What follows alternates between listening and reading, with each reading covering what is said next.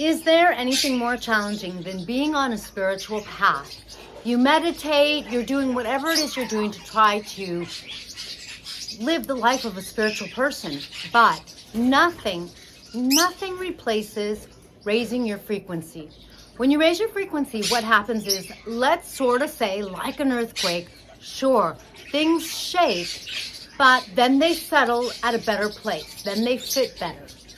This means that when you raise your frequency, things are going to improve after you have some shaking.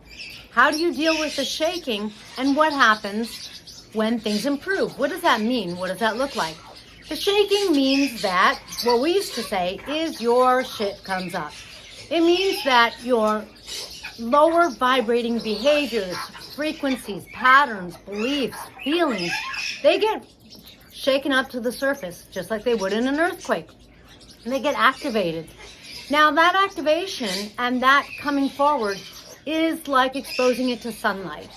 Now, the interesting thing is, in the world of feng shui, when you expose a building to sunlight, and so like let's say you take the roof off and you let the sunlight come all the way down to the ground floor, and even better, touch the actual ground, the energy is reset. That light from the sun, from source, basically clears everything out, raising everything.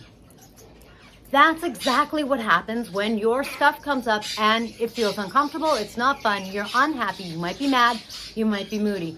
It's a part of the process. Let yourself feel how you're feeling. Let yourself flow the energy. 3 easy steps, and I will put a description on how to flow below. But very easily, number 1, welcome how you're feeling. Welcome that experience, even if it's making you feel like hell. Number 2, allow it and allow it to affect you. It's not fun, it's not comfortable, I know. And number 3, let it flow. When you let it flow, you give it over to whatever force you like, and you get a new, higher vibrating energy in its place. As you do, then you do wind up with a better, higher vibrating frequency. What does that look like? That looks like things coming together more easily for you. Why? Because your energy is higher. And using the law of attraction, it means you magnetize higher vibrating things to you. But using the law of self, you let things come up, and it is your energy, your self's energy, whatever you want to call it, your higher self, your source energy, that bigger part of you that is going to attract specifically the way you attract.